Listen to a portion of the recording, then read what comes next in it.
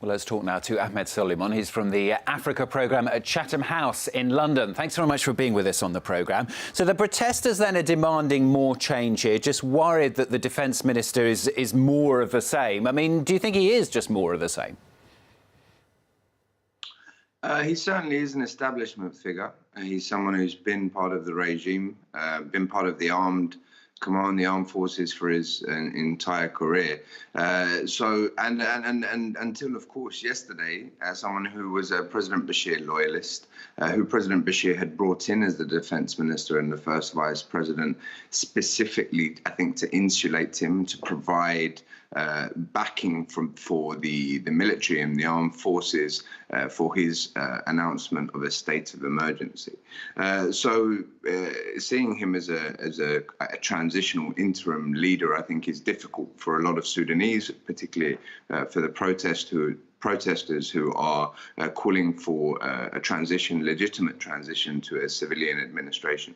How stable do you think he is as well? I mean, we're getting reports of divisions within the army. It's also a country, of course, with paramilitary forces, different security forces as well. Well, these forces, in large part, have come together to determine this outcome of the Transitional Military Council. So that in terms of the leadership of these forces, be it the intelligence, be it some of the paramilitaries that you're talking about, and also, of course, the armed forces, they have been singing from the same hymn sheets on this regard. We don't know exactly what the divisions and the competition between those individuals topping those institutions are in terms of who is going to lead this, but it seems as if the army has ascended in that position and has the more legitimate claim to that position.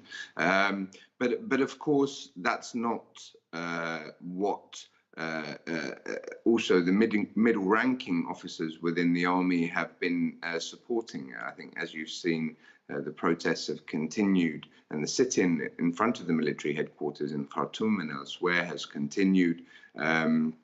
I think a general sense of expectation has resumed following moving beyond the 10 p.m.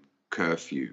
And talking about that curfew, I mean, the curfew, as you say, was supposed to come in at 10 o'clock last night, but the protesters have stayed on the streets. How safe do you think they are? I mean, do you think there could be some kind of crackdown if they decide to remain there longer term?